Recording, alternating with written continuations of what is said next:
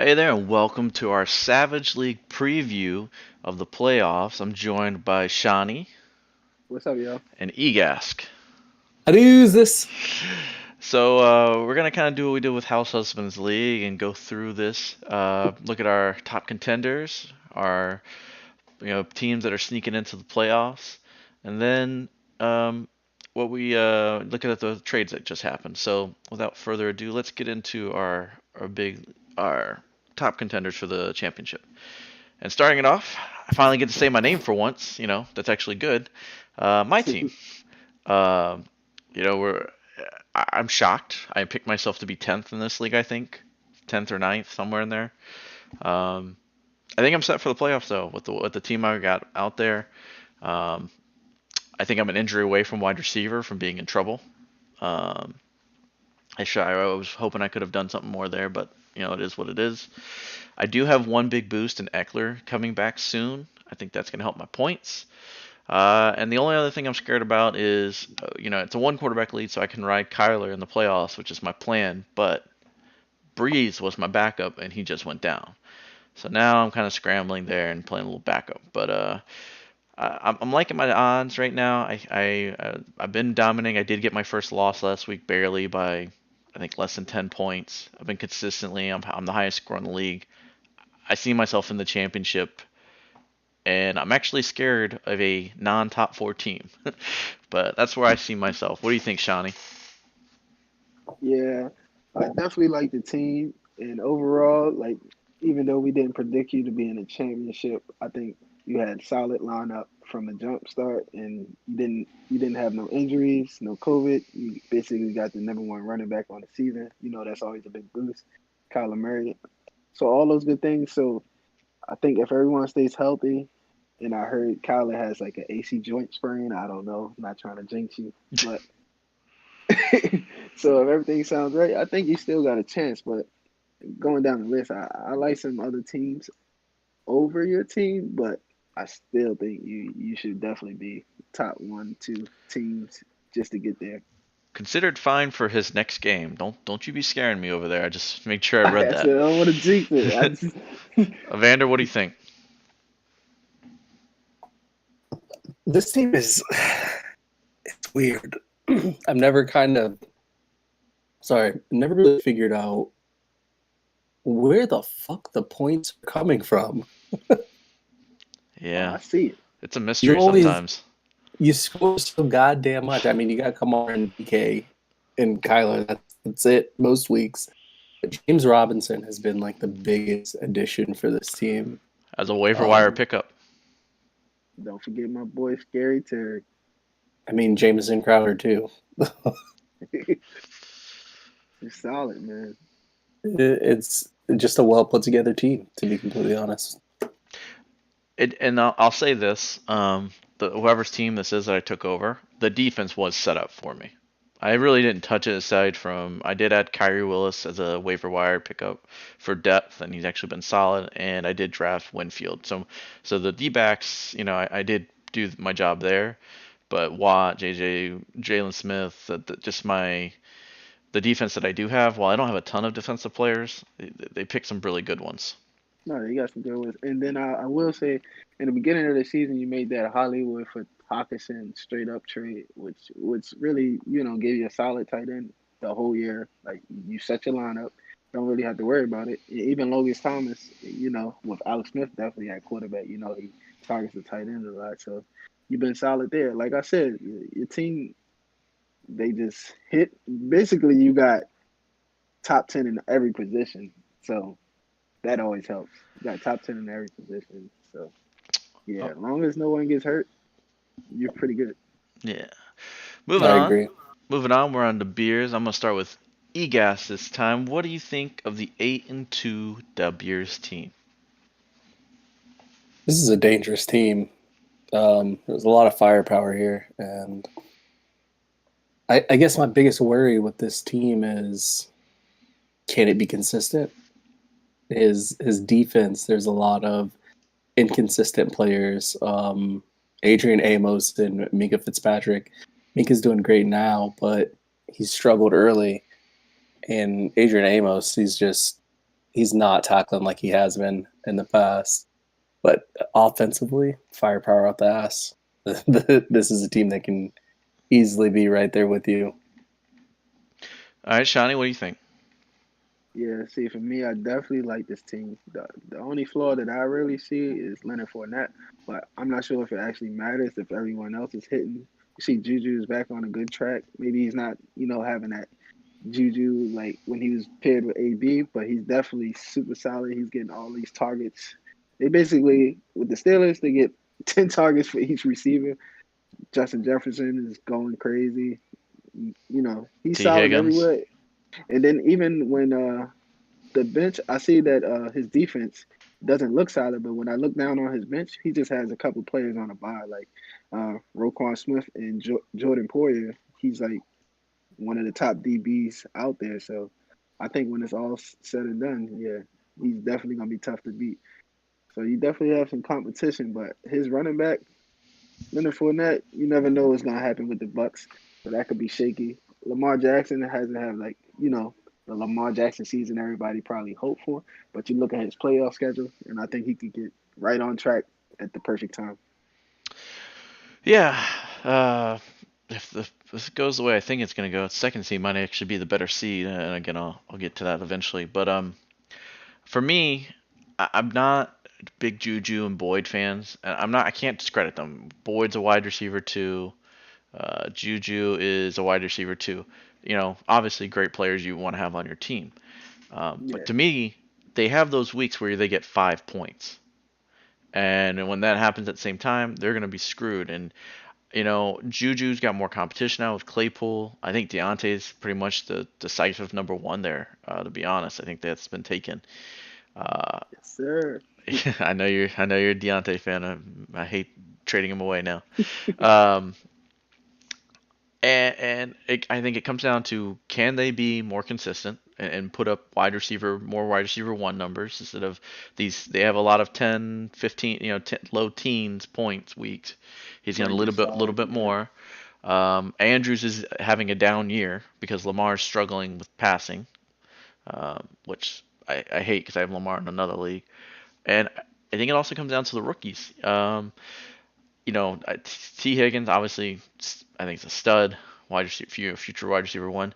Justin Jefferson, I think, is also wide receiver one. I think his problem is that Kirk Cousins is not a QB one, and they don't throw the ball as much. So it just depends. Is it But going to then be you a got Thielen Dalvin week? Cook. Is it going to be a Jefferson week?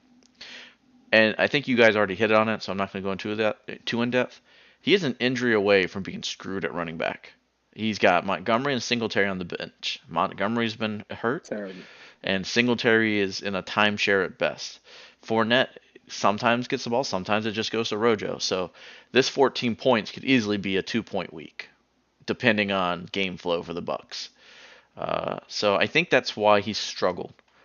So I agree with what Evander said. He is dangerous. If his players pop Yeah. off, I think he'll kick my ass. To be honest, if we're going mano a mano, uh, but his team has been inconsistent, and I think that's why he's gotten the 2 losses. Right. All right, moving on to Maverick, who has faced the toughest schedule in the league, but still 6-4. Shawnee, what do you think? So for me, this is actually who I predict to ultimately end up in the championship if everything goes well. Beginning of the season is my team, Ozzy team, his team, all look to be projected at the top. Injuries happen. We had stuff going on with that. It brought down Zeke's value. So I see he trading him away. But looking at his roster, he has Keenan Allen. You see what he's doing with Herbert. Chris Godwin, he probably have a good stretch. He has Robbie Anderson. He's super consistent. He gets targets. They're losing every game, so the Panthers are going to continue to throw. Travis Kelsey, don't have to say much about him. Aaron Rodgers, super solid. And then you look at his bench. If CMC just comes back and can play like in the playoffs, and you got AB, Kenny Galladay, like I think this team is just too much to beat if everyone's healthy. So that being said, this is who I have in the championship. I just don't know who he will face. You're actually make a great point. I'm glad he's looking at being the third seed right now. Right. Let's keep that going, Maverick. There, be the third seed because it's a scary team. It's a really scary. He's got wide receiver ones almost all. I think all three of them are wide receiver ones. Not Godwin because he's been having a little bit down, but Yeah, he but has yeah, potential. right. CMC's coming back. It is a ridiculously scary team. He's just faced some. He's got the worst luck in terms of matchups. He's the Egask of this league in terms of matchups. With crappy luck, I think he got a boost with Chase. Got a little lucky there with Drake going down and Chase stepping up. Robbie Anderson, is way overplayed what everybody thought he was going to be.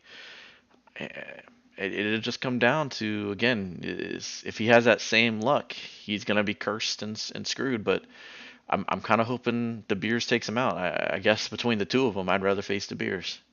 Um, Yep. what about you, Evander? Between the two of them, I'd rather face. Yeah, I'd rather face De Beers. This is the unsexiest team. This team, looking at it, you just look at the names and you're just like, God, this does nothing for me. And then you actually look at the players and their production, and all of them, just top to bottom, it's top notch production, just everywhere. It's kind of crazy. Yeah. It's really crazy looking at this team that's 6-4. I mean, both of you guys already touched on the firepower that this lineup has and the pitfalls of it this year. So there's not much left for me to say, but I don't know if I see it in the playoffs or in the championship. I mean, I don't know if I trust it to continue. I just know he has a bye week this week. That's all I can say.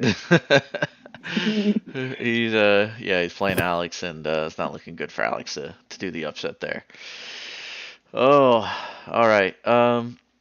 So moving on, our last of our top contenders, Ozzy, one of our consensus top picks for the league at the very beginning of the year. I'm not feeling that way anymore. His stud running backs, which were going to be the strength of the team, you got Mixon, you've got Elliott, just have been hurt or hobbled or just not producing as much. Carry on's basically even a non-factor. So all three of them are gone. He got a good pickup with Mike Davis, but he's having to start James White as one of his starting running backs. I know Ozzy is the king of telling us Jarvis Landry is a wide receiver one, potentially slight wide receiver two, but Landry just is not the same. That Browns offense is not the same as it was. It's run first.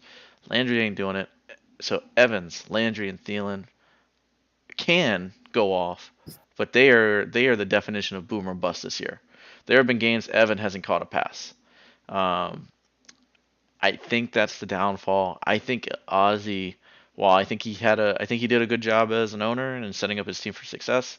The way the season unfolded, I don't think his players are gonna. I think they're gonna bust. Too many of them are gonna bust in the week he needs them.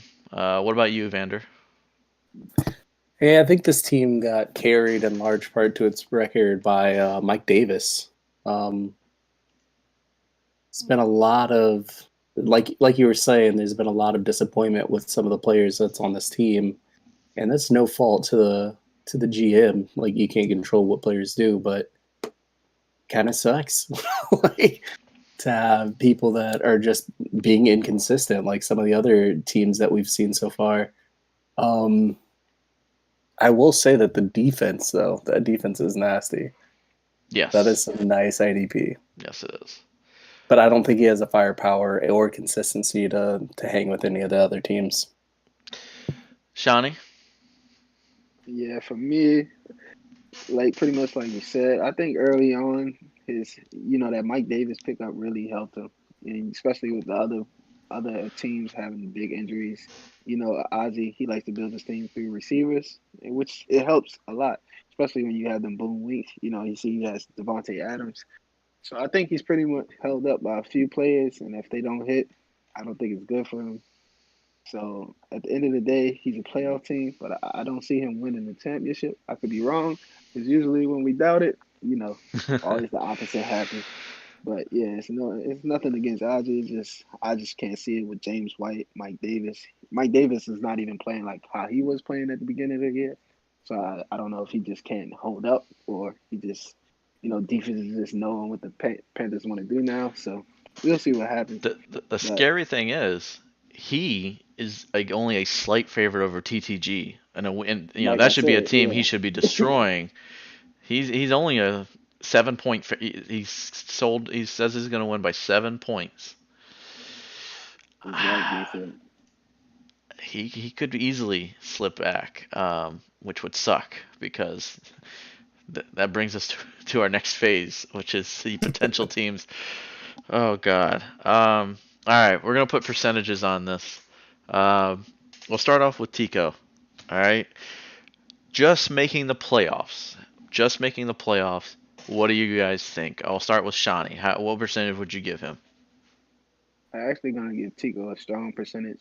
I'll give him about 40%. I don't want to say 40? 50-50. Yeah, just because I think for a team that scores that many points, like overall in the season, I think luck just hasn't been on the side. And eventually, good teams do what they're supposed to do, and that's win. And looking at his schedule, I think he has a chance, to get in. And everybody else has to play each other, so that also helps him. While he win his matchup that he's supposed to, one of us is gonna lose to each other. And since he owns us in scoring, I think that's puts him over the top. Egas, what do you think, man? I don't know. I don't know if I agree with that. And I say that because I'm looking at his running backs and can Kareem Hunt and Melvin Gordon hold up with the rest of the teams that are going to be fighting for those last two spots or three spots, depending on how Ozzy's season goes. But I don't know if I believe that those two running backs, and those are his two running backs, that and David Johnson, he doesn't even have a backup actually. Yeah, he's screwed with the running back situation right now. I don't think he can do it. It's possible that he does, He has but one more bye week. I know being that. a betting man, I would have to put his chances on getting in at like a 30%. Ooh, Okay. 30. I don't think it's that high. I think he's fucked by that running back situation. Chubb's back. Gordon hasn't really. He's had a down year, still not doing anything. I don't see it. This is honestly the biggest week for this whole league, to be honest. It does feel that way. By the way, just that I've been keeping track. If I win and Beers loses, I clinch the first seed.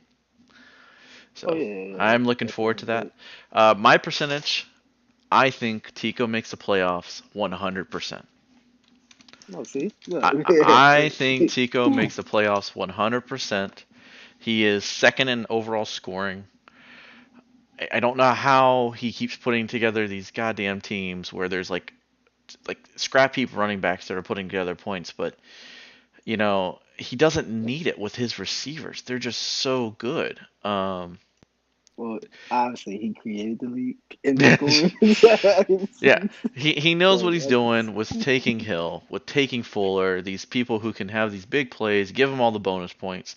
I think it makes up for Melvin Gordon essentially becoming a second wheel to Philip Lindsay.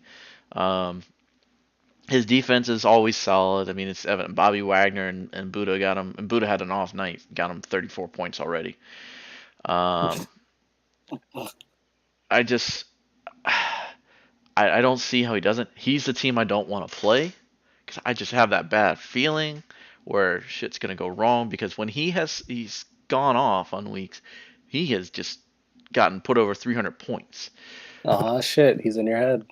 I know, man. I can't do it. I don't want. I don't. I want my scoring title. I want my 10%, and I hate that he is so close to me because nobody else is even in the realm of possibility. I think you'll get that scoring.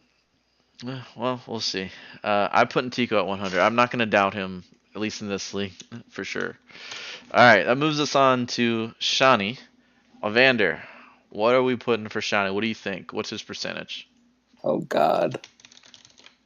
So this is the first. This is one of the first times I've looked at teams in this league. By the Uh-huh. way, so it's kind of funny just clicking on teams and seeing who people have. Um, so we got Matt Ryan, Kalen Ballage, J.D. McKissick, Deontay Johnson. I love your wide receivers. DJ Moore, Christian Kirk, Jalen Rager.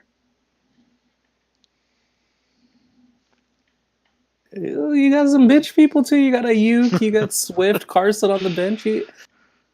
So you have firepower. You have a lot of young guys, so that's my problem looking at this team is I don't know if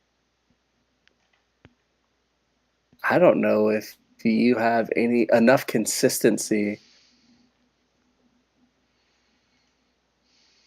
to beat out like I don't know what the other teams have, but looking at this team just on its own, I don't know if you would have enough firepower to like consistently beat teams. You obviously can hang with pretty much anyone in this league on a week to week basis. Team can put up points. We saw Christian Kirk put up like 40 points himself the other week. Like I don't know. I don't know if JD McKissick, who is fairly consistent with his receptions, getting you points. I don't know if Ballage is going to do it. Is Chris Carson going to come back and be effective? Is Swift going to be healthy after that concussion? So what are you putting him at? 50%. We'll go 50. All right. So Egas goes 50. I gotta go a little bit less. He hit on your roster. I'm gonna look at your schedule, and you're playing against all potential playoff teams. Like you do not have Oh, is he? a I missed softball. it. You're not playing any softballs. You're going against Evander this week. You're going. Who was it this week? I just saw it and forgot. Uh, your Bankhead. Bankhead. Your team, you got screwed by injuries this week. So he's got a little bit of an advantage there. I just think that you got injuries at the wrong time, and I think you're going to finish in that seventh spot. So I'm going to give you still a small. I'm going to say 25%. It's not because of your roster or what you did. I think you're just getting screwed on circumstance, schedule, and I think with the other people's schedules that we're going to get into, I think they're going to edge you out just barely. Shani, what would you give yourself? Yeah, for me, I give myself 20%, and basically it just comes down to injuries, wrong time, just like always. Swift, middle of the week, out with a concussion. Chris Carson didn't make it back Thursday night. But that being said, I also see that, besides the receivers, yeah, they can go off at any time. Deontay's been pretty consistent. Matt Ryan, he could put up points. But I think if I do get a chance, my defense, usually all my linebackers, DBs, they actually carry me a lot of times, put me over the top. And see if this is a close matchup. I think that's what'll help me win. I think if I win, I'm in good shape because I believe Chris Carson Swift could come back, and that could help me down the stretch. So we'll see what happens. All right. Leads us to our next team, Mr. Egask. Not used to seeing you not in the playoffs, sir. But let's get into it and look at the numbers. Shani, I'll let you go first. What do you think of Evander's rebuilding team that is almost in the playoffs? Much like mine, he has great pieces, just young pieces, and we don't know. One week they could go off, one week they might not be, consistent.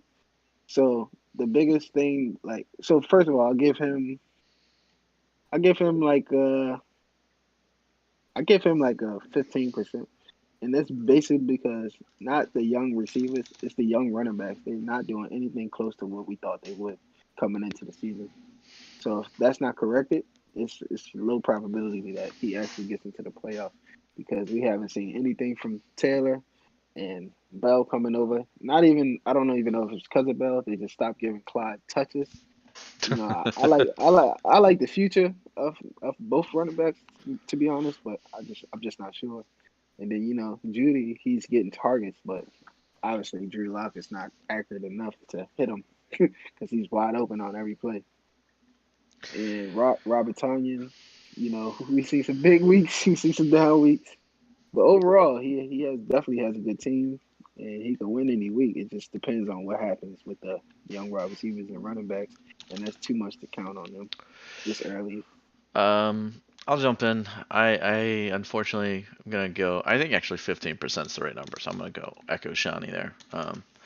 And it just if Hopkins and Wilson don't pop off, your team's just screwed, I think. And this week they didn't, and you need to beat Jay Ronaldo. Um, so you still have a good chance of beating him. Uh, because I don't know if Jay Ronaldo's checking his roster, but we'll see. Taylor's been disappointing. He's already hit on it. I'm not going to go through it all. Um, I think you're a year away. I think we all know this. You have draft picks for next year. I think you're going to be solid. I think you'll be obviously a top four team next year. But as for this year with the schedule, you play me in the last week, which is going to be, obviously I'm the leader in the league for a reason. Next week you play Shawnee. He's going to be trying to get into the playoffs still. So your schedule's not helping you either. I just think it's stacked up against you with your players not performing at the right time. You guys, what do you give yourself? I actually think 15% is a little bit too high. I'm going to go with 0% chance of making the playoffs. I just think the schedule is not there. That in conjunction with this just being too young of a team, there's not enough consistency yet. Like obviously, all of them can put up points, but they're not putting them up consistently enough to have a comfortable, be comfortable predicting myself to win any week out of this season. I'm surprised I got this many wins, to be honest. But I don't see myself making playoffs. It's not happening. All right, short and to the point. I like it. And that leaves us to our last team we're going to cover tonight. We're going to stop at the 5-5 window. The 4-6 teams, Jay Ronaldo and Marin could still potentially do it, but we're just going to stick with top 8 teams, which is Bankhead. I'll start off with Bankhead. I think Bankhead's team, while not amazing or anything, I think it's good enough to make the playoffs. Gibson, he paid all that. Was it you, Evander? He made the trade for in this league. Yeah. He paid all the picks for Gibson. Henry is still a stud. Gibson's finally coming on. Burrow's a stud. His receivers are not the shiny new toys, but they do put up points. It may not be wide receiver one numbers, but they're also not going to be zeros. His defense is always solid, and it looks solid in this one as well. He's got backups that he can play with Mostert coming back. Wilkins has been putting up points every other week or so. And his schedule, I think, out of all the possible contenders, sets up best. This week he's playing Shawnee, and Shawnee has all the injuries. Next week he's playing. Where does team go? He's playing Jay Ronaldo. He's got to win that one. I mean, that's going to be a tough matchup, but if he beats Jay Ronaldo, he's pretty much guaranteed. And then at the very end, he plays TTG. But TTG's team is finally healthy. That would be fucking hilarious if TTG played spoiler to Bankhead. And it's totally possible. But having said all that, I'm going to give Bankhead, I'm putting him at 75%. I think the schedule helps him out way too much here, and I think his team squeaks out two out of 3 wins, and that's enough to get him in. Shawnee, what do you think? Yeah, so for me, it's 50-50. So the only reason I say 50, obviously, if he beat me this week, I'll give him that 75, 80%. But I say 50-50 because, when you look at it, matchups, anything can happen. You got Marvin Jones. Is he going to stay consistent with Kenny Galladay out? The Dolphins, they're just not actually passing a lot, which we all expected without Ryan Fitzpatrick. Devontae Parker's numbers has gone down. So it all depends on if his team is hitting right because he has no room for error. It's not like he has any big time studs on the team. I agree. He can't afford an injury. They can't afford no more injuries. But I do like to see like if he get past me, which he might most likely. I see that Raheem Mostert might come back, and that's a big boost for him going down the stretch. That could definitely help his team. So Yeah, that's what I did. Evander, what's your take?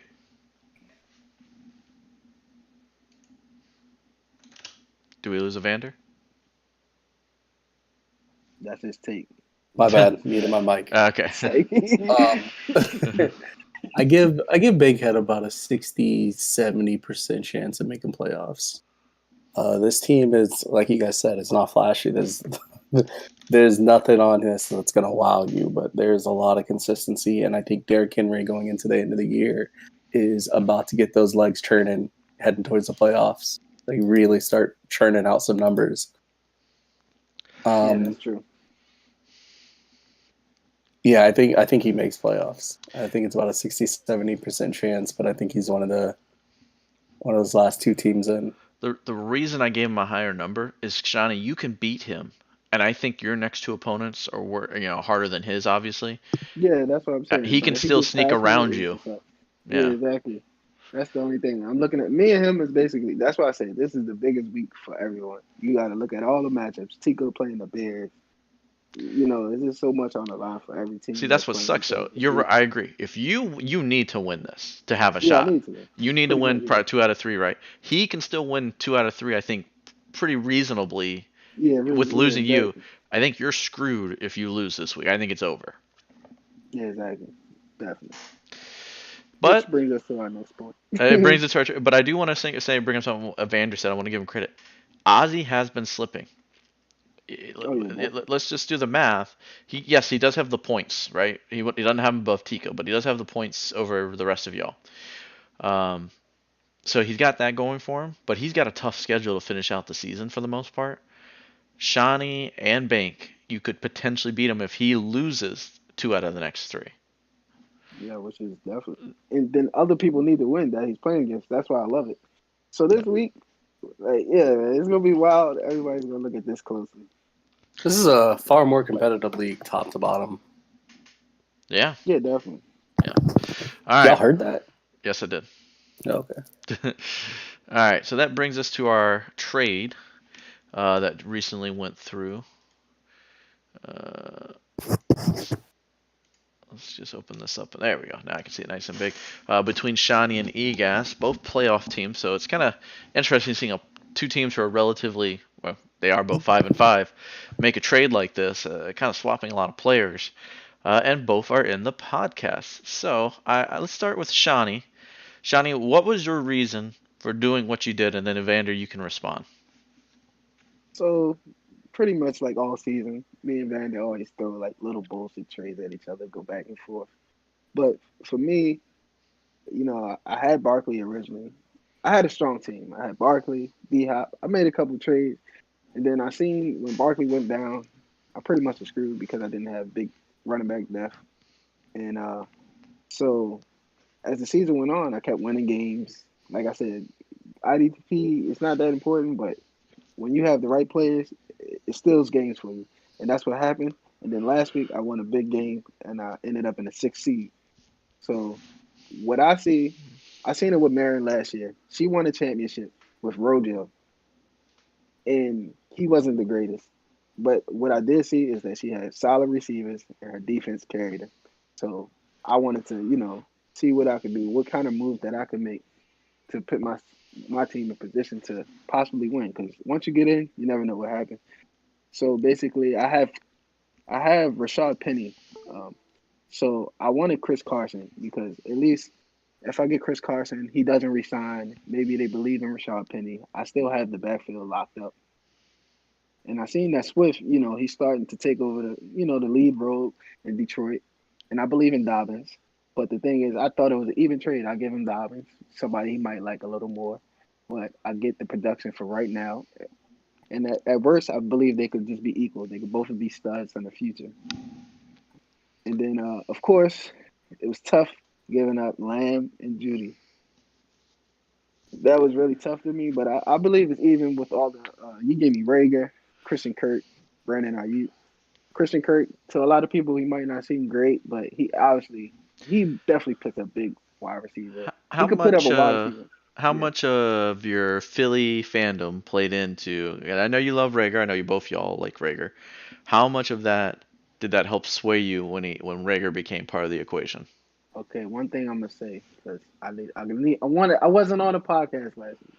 I'm definitely a Giants fan. Giants I'm fan, just but I trying know to you get still that like. out. I know you still like Rager. Yeah, Okay, okay, so but I yes, know you still like yes, no, Rager. you're right about that. So Rager, for people who might not know, like I've been on him like in college for like 2 years now. Like I've been so yes, like him being in the deal, even though he hasn't hit yet, anything can happen. But that definitely sent it over the top. But really sent it over the top is I got IU instead of Hamler, which was originally the deal.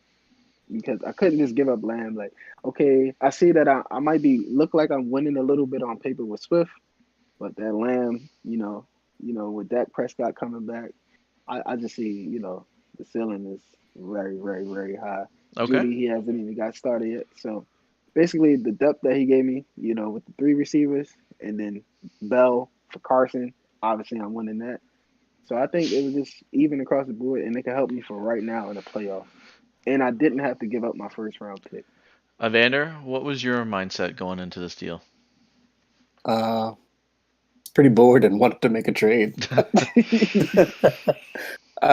Me and Shawnee, at least I had sent a couple offers to Shawnee for Judy, Lamb, and Dobbins through the season, and a couple bullshit offers, nothing too serious, but like, hey, I am interested, So end of the year comes around, opportunity comes. I don't know if I sent you this offer, Shawnee, or you sent me like the first offer. Yeah, I I don't know sent you the what. first offer and then you declined it and just out the random. I Oh, guess I you was made it thinking about bigger. it. Yeah, yeah, you just made it bigger. Like, yeah, That's right. I toss. made it bigger. It was something small first. But for me, really, it was just about upgrading. I like Dobbins more than I like Swift. I like Lamb and Judy more than I like Rager and Ayuk. I love Rager. I really like Ayuk, but I think Judy and Lamb are better Yeah, than them. Not that Rager isn't going to be potentially in that same caliber of wide receiver, even though he's been hurt all year. But Jerry Judy's route running skills is absolutely crazy. yeah, I was completely wrong about Jerry Judy. But yeah, that's for me. That's all it was about. It didn't really matter that I was giving up a few more pieces. I love Christian Kirk. Everyone yeah. knows that. I have him in like every league. I think me and you was a big fan. Like, yeah. And then if you look at the points, man, it's only 3 weeks he scored under double digits. Okay, there might be 10, 11 games, but he can blow up at any time. I And then, just, soon I as wish I could have got old KJ Larry Hamler gets in this out there, trade of course, instead of Ayuk. yeah, I understand, but I don't think But he would have. at the end of the day, I was looking at the picks that I already had. I would have too many players for the roster spots anyway. So I was at a point where, all right, I need to give up some of these wide receivers, do And something. I got more yeah, coming anyway. It doesn't really matter too much. yeah, and he pretty much owed me a couple points on the last deal we made. So Oh, he took the that tax sounds off. like collusion to me. Already. He took the Got tax a off deal on the me. last deal, so now I gotta help him out on this one. That's collusion right there. No, man, like when you make trades, man, you don't always have to win them, man. It's just got to be good deals for both people. All right, well, that's gonna do it for us. You heard our playoff predictions. We'll try to come back around playoff time, see how right we were, and do our little playoff show. All right, so Shawnee, Egas, everybody else, see you guys later. Later. Peace. Egas, you failed. What I fail? What are you supposed to do at the end of every show? I'm still recording. You have time. I do use this. Later, guys.